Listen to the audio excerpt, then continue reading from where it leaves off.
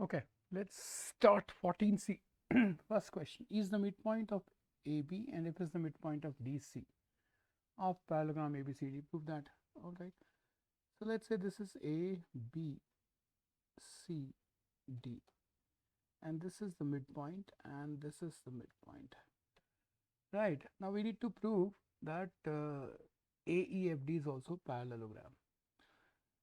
It is given to us that ABCD is itself a parallelogram. So what you could write is, you could say that look, AB is equal to DC and AB is parallel to DC, correct? Then you can write that DF is half of DC, and you can write AE is half of AB. ठीक है जी, ये दोनों equal है, ये लिखा है. So I can conveniently write that DF is equal to AE. Also, AB is parallel to DC. So, DF is parallel to AE. Hence, AEDF is a parallelogram.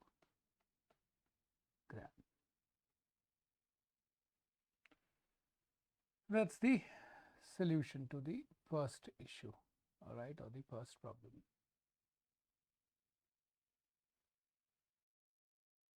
Right, so this is the figure. इसमें हमें prove करना है कि AE और FB, ठीक है, क्या करना, DE is parallel to FB, right, ठीक है जी.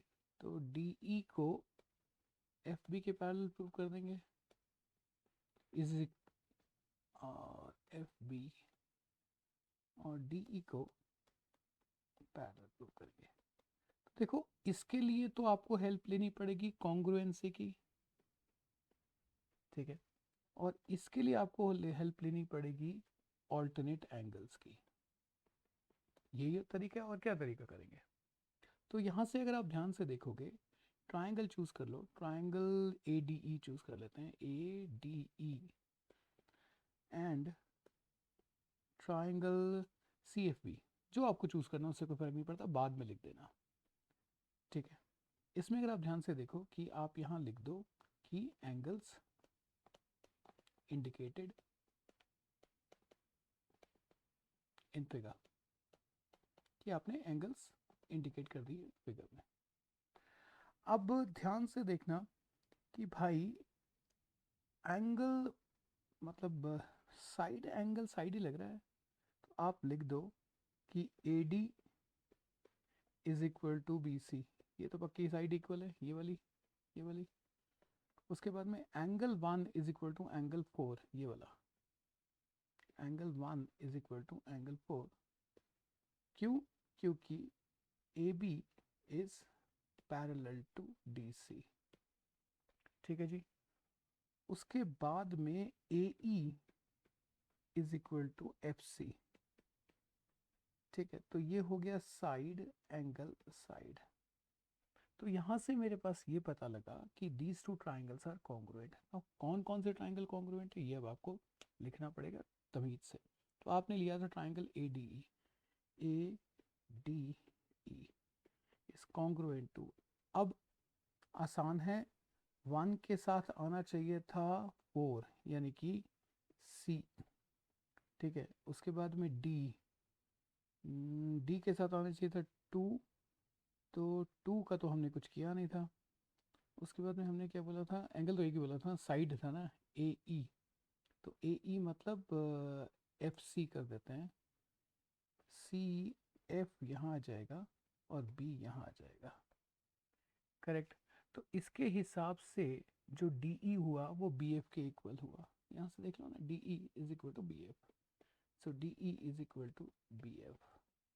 अच्छा, इसका मतलब जो थर्ड एंगल बचा हुआ है वो भी इक्वल होना चाहिए, यानी कि ये वाला एंगल, ये वाला, ये, ठीक है, इसको हम एंगल 5 और इसको एंगल 6 मान लें, तो angle 5 is equal to angle 6, right. तो आप यहाँ लिख दो C P C T, which also shows they are alternate. Therefore, DE is parallel to FB. ठीक है जी।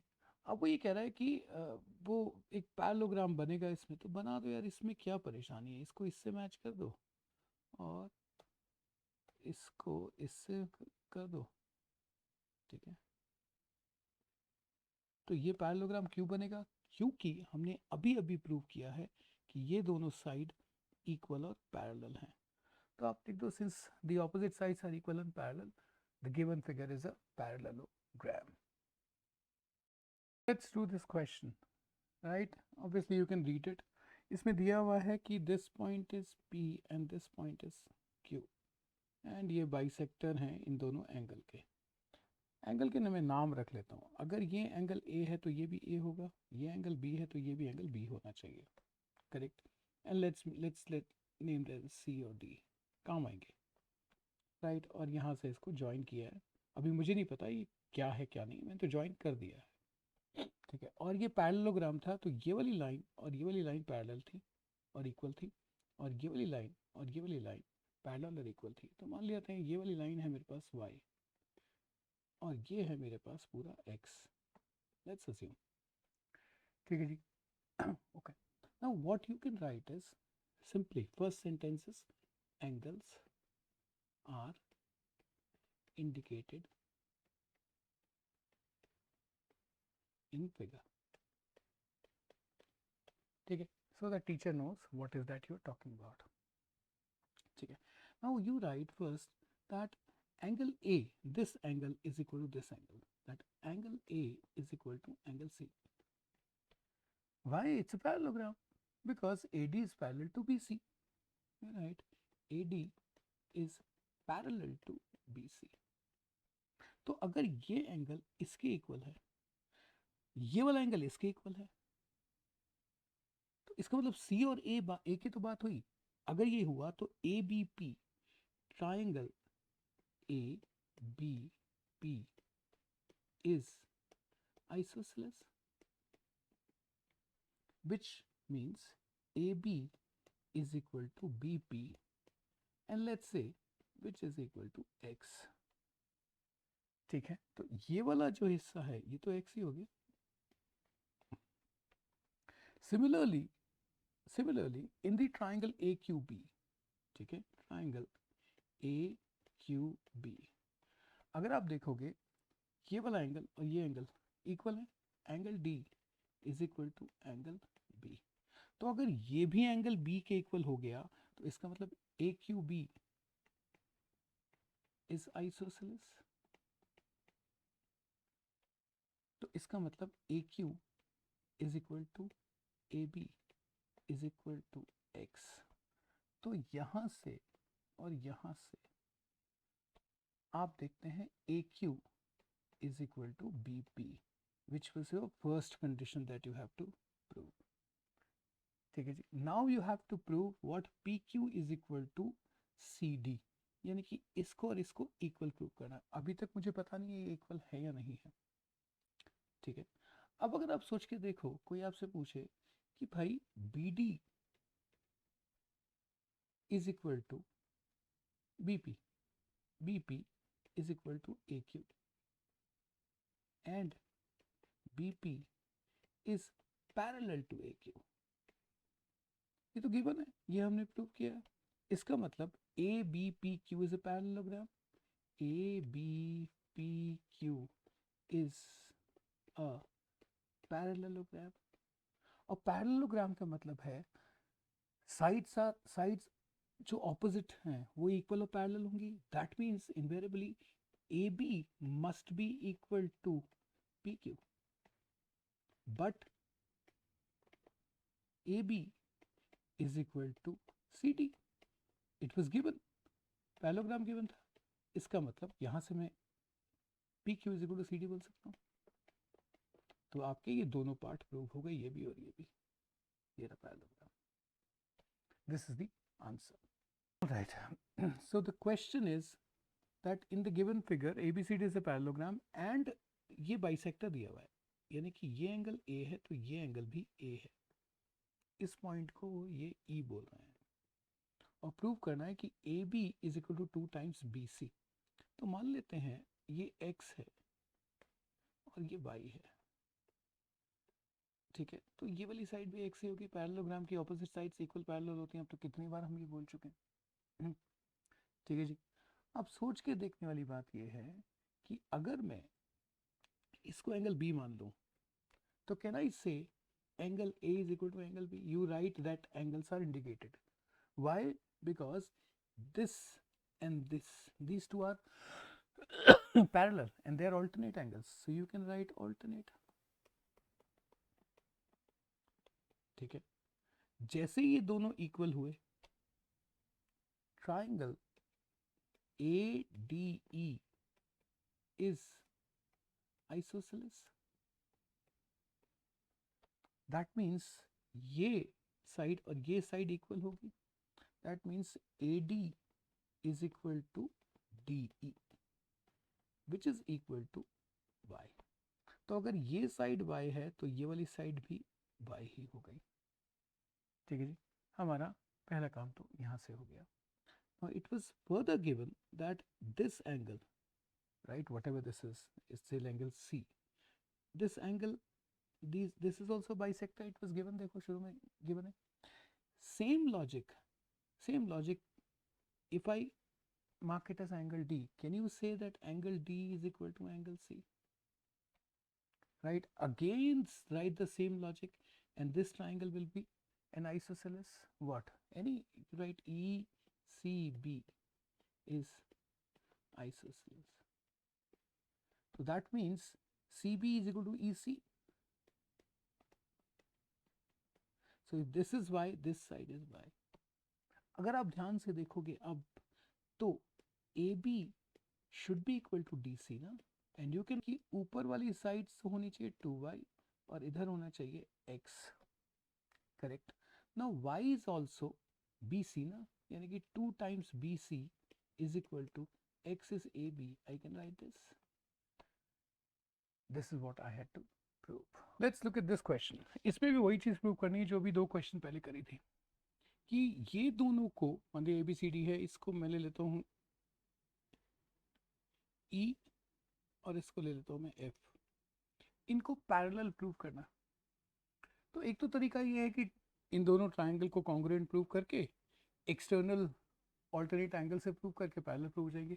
एक और तरीका, वो तरीका क्या है? उस तरीके में मैं ये कह रहा हूँ कि अगर आप इसको पूरा कर लो, यानी कि इस अंदर वाले को एक पैरेललोग्राम बना लो, ये इससे आ गया और ये इससे आ गया,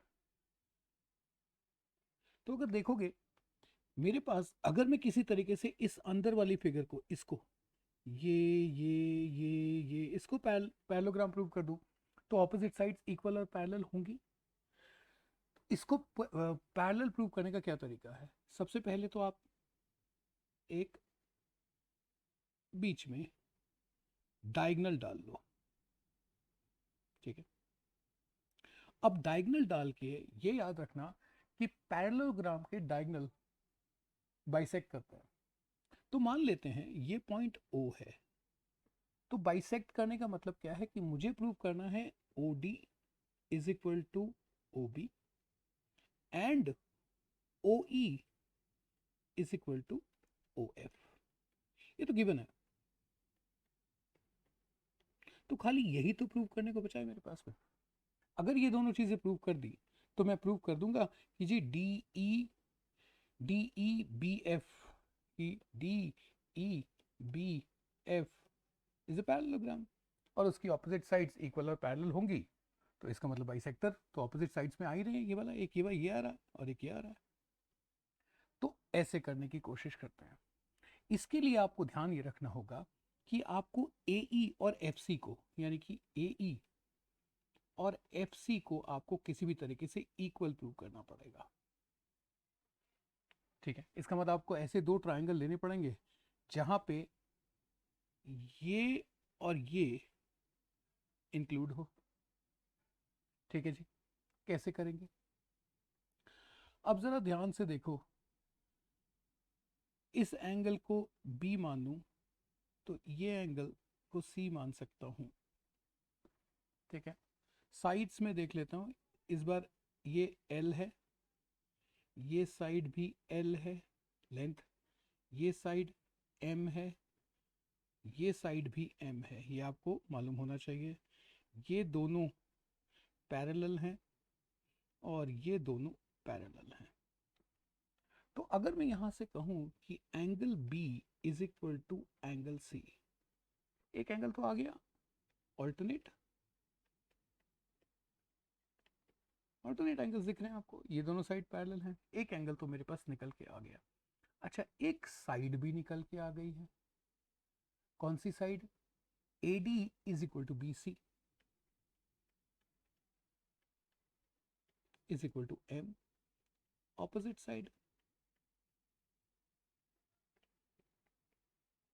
ठीक है जी, अब एक और चाहिए।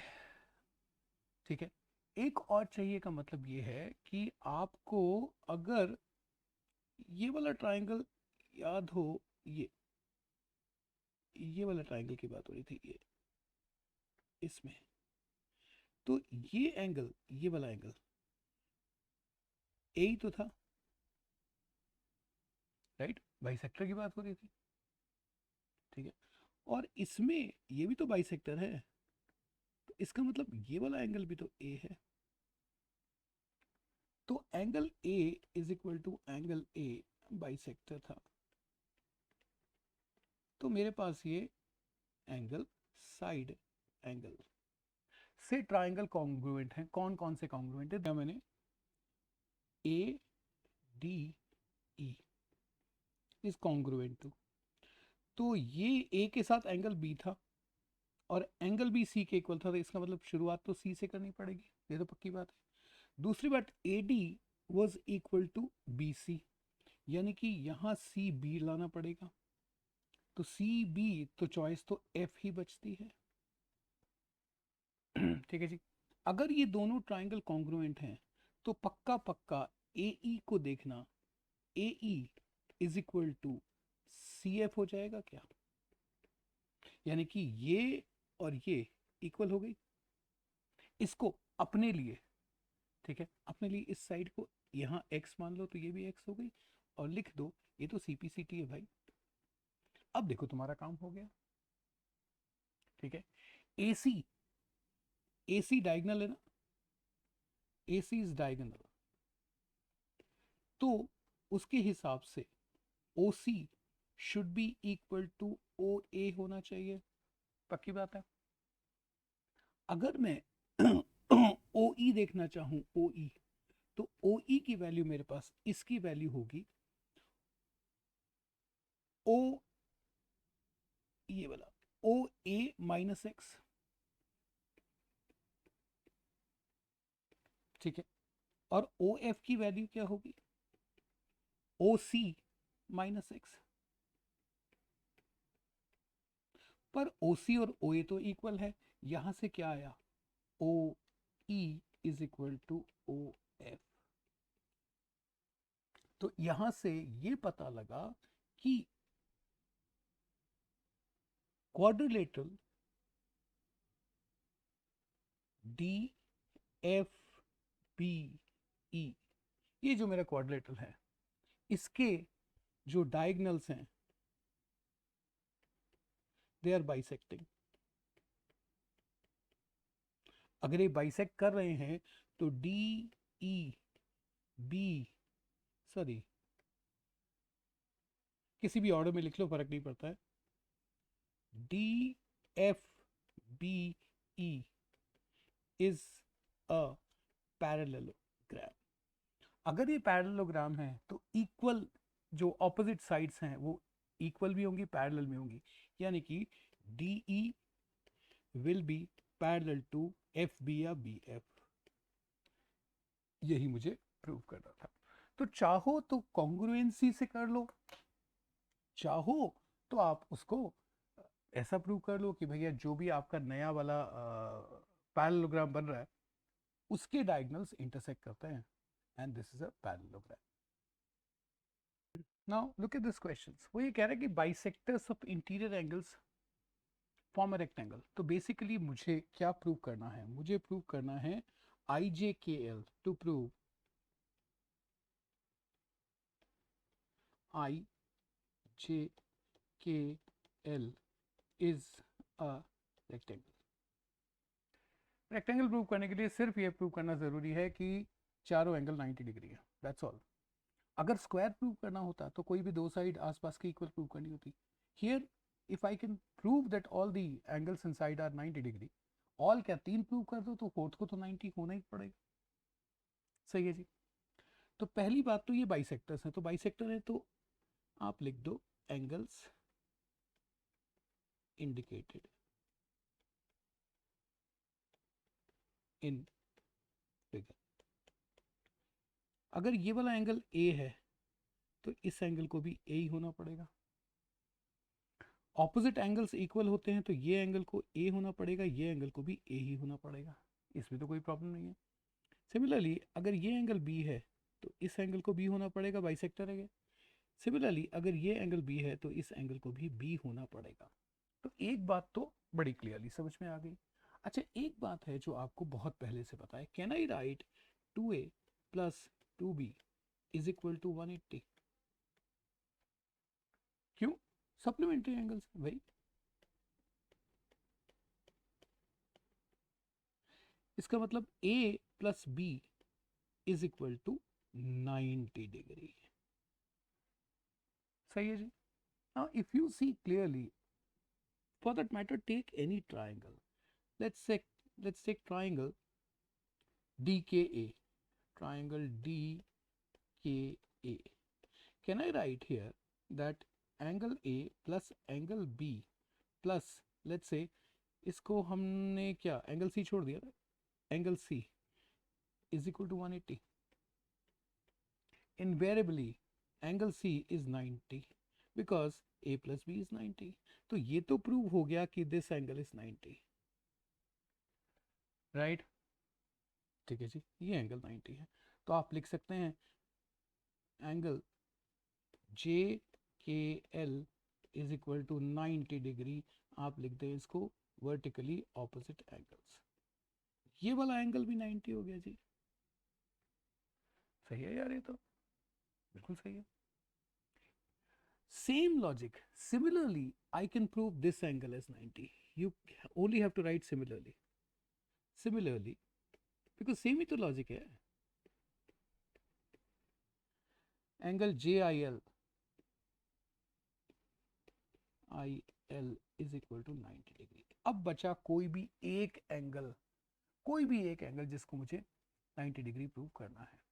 आप कैसे भी कर सकते हो, ठीक है। कैसे भी करने का मतलब ये है कि अगर आप ध्यान से देखो, ये एंगल अगर 90 डिग्री है तो इसको भी 90 डिग्री होना पड़ेगा क्योंकि ये तो स्ट्रेट लाइन है,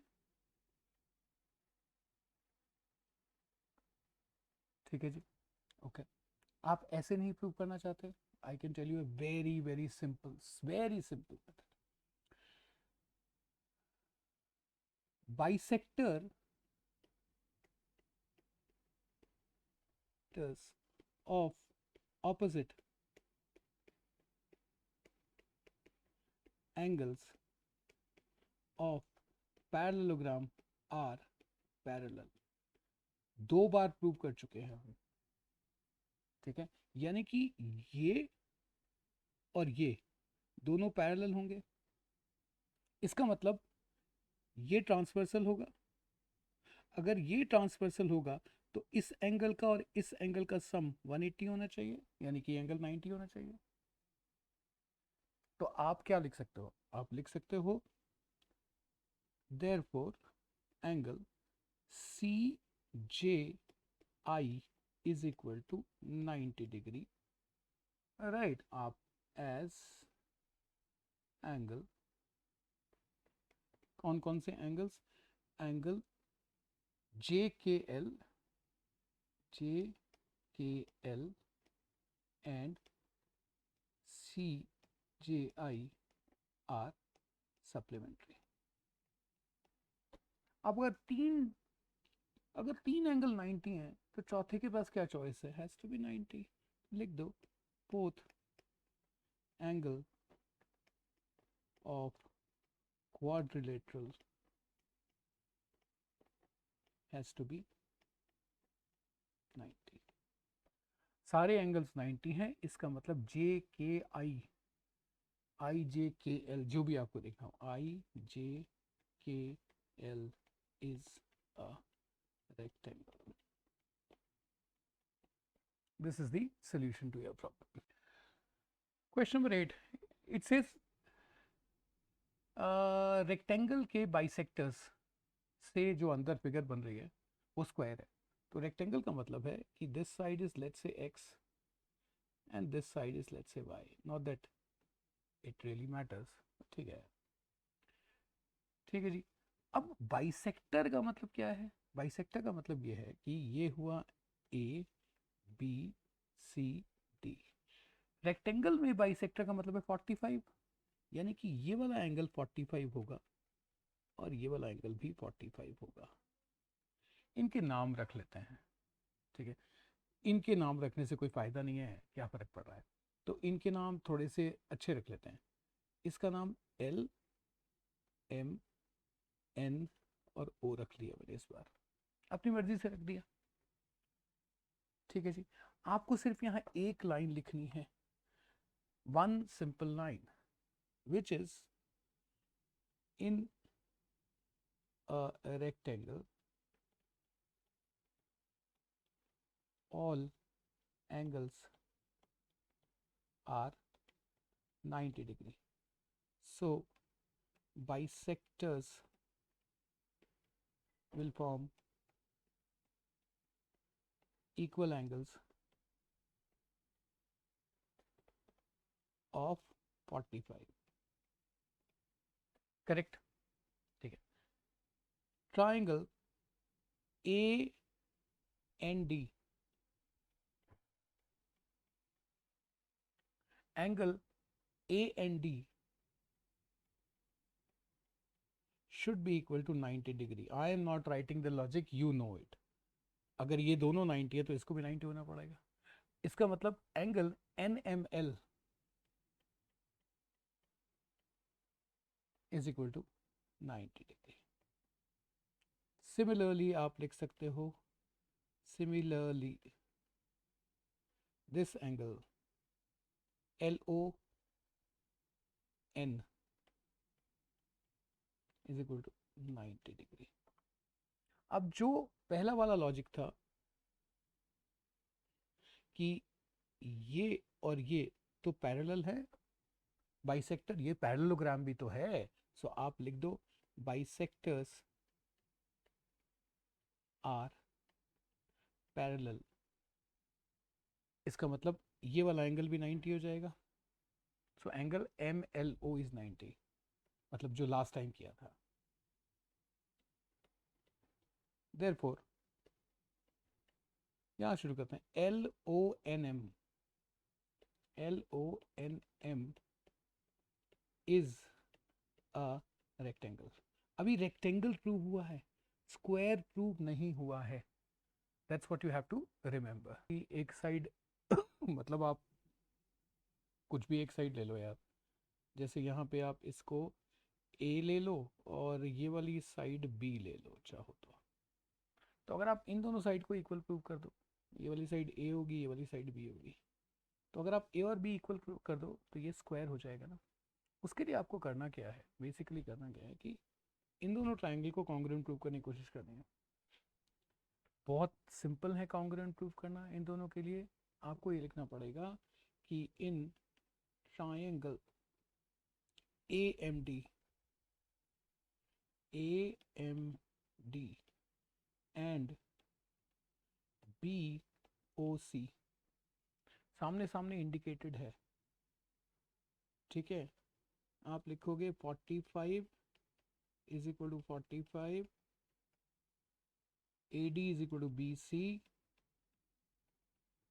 and 45 is equal to 45. So these two are similar. अब सिमिलैरिटी के लिए आपको you will have to be very careful. हमने ठीक ही लिखा है AMD is equal to BOC. There is not an issue. यहाँ से एक बात समझ आती है इससे कि AM is equal to BO. Correct. ये वाली साइड इज इक्वल टू ये वाली साइड. ठीक है जी, कोई प्रॉब्लम इसमें? और इस साइड की वैल्यू को मान लो कुछ लिया है क्या? हमने कुछ नहीं लिया, तो इस साइड की वैल्यू को मान लेते हैं हम कोई भी एक कांस्टेंट k मान लेते हैं. आपके लिए कह रहा हूँ कि आसानी रहेगी. k मान लिया मैंने. अब आप ये बोलो कि AL is equal to BL. क्यों? आइसोसेलेस. ये भी 45 और ये भी 45. तो अगर मैं आपसे कहूं what is the value of OL, तो OL की वैल्यू आप बोलोगे कि जी BL मतलब BL माइनस ये वाली साइड K माना था ना, BL माइनस BO. और सिमिलरली अगर हम आपसे कहें कि LM की वैल्यू क्या है, तो LM की वैल्यू को आप बोलोगे it will be AL minus ये वाली साइड K. ये दोनों साइड तो इक्वल है. AL is equal to BL है. इसका मतलब OL is equal to OM, यानी कि OL है छोटा वाला B, ये है A. अगर रेक्टेंगल की एडजेसेंट साइड इक्वल है तो ऑब्वियसली उसको स्क्वायर ही होना पड़ेगा. तो ये थोड़ा सा बड़ा है, लेकिन अगर आप एक बार घर प्रैक्टिस करेंगे it will not be difficult. First what you have to remember is पहले उसको रेक्टेंगल प्रूव करो, रेक्टेंगल के बाद स्क्वायर प्रूव करो. स्क्वायर प्रूव करने के लिए इन दो ट्राइंगल को सिमिलर प्रूव कर लो, जिससे कि ये वाली साइड और ये वाली साइड इक्वल हो जाएंगी.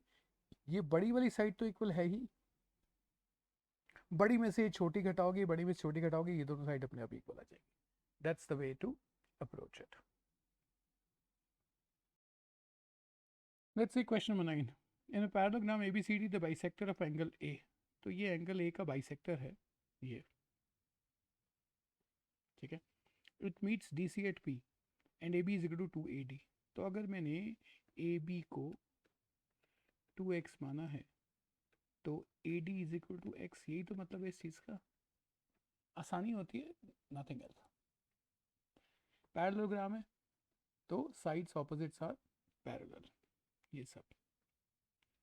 Okay, now we need to prove that angle APB is 90 degree and ये यहाँ पे भी ये बाइसेक्टर है. ठीक है, चलो जी प्रूव कर देते हैं, इसमें क्या परेशानी है. अब अगर मैं सोच के देखो इस एंगल को C बोल दूं, let's say I call it C. आप लिखेंगे एंगल्स इंडिकेटेड इन फिगर. ठीक है जी. ऑलराइट, आप बोलोगे कि angle A is equal to angle C. ये वाला एंगल और ये वाला एंगल इक्वल है. आप बोलते हो यार ऑल्टरनेट है. ठीक है जी. तो अगर ये और ये इक्वल है तो that means ADP, triangle ADP is isosceles. इसका मतलब AD और DP इक्वल होने चाहिए. AD should be equal to DP और ये भी x ही होना चाहिए. तो ये मिड पॉइंट है. करेक्ट. ठीक. Okay.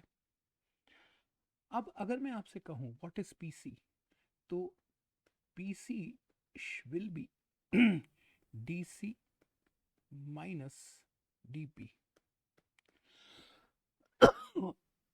DC is 2x minus x is equal to x. तो अगर ये देखोगे तो ये तो x ही है. And invariably it means triangle PCB is isosceles, यानी कि ये साइड और ये साइड इक्वल हैं, तो ये वाला एंगल और ये वाला एंगल भी इक्वल होना चाहिए। उससे क्या फ़ायदा होगा? तो मान लेते हैं ये एंगल है D, तो ये वाला एंगल भी D है। पर ये अगर एंगल D है, ठीक है, मतलब ये अगर एंगल D है तो ये एंगल और ये एंगल E मान लिया मैंने, तो angle D should be equal to angle E। क्यों? ऑल्टरनेट।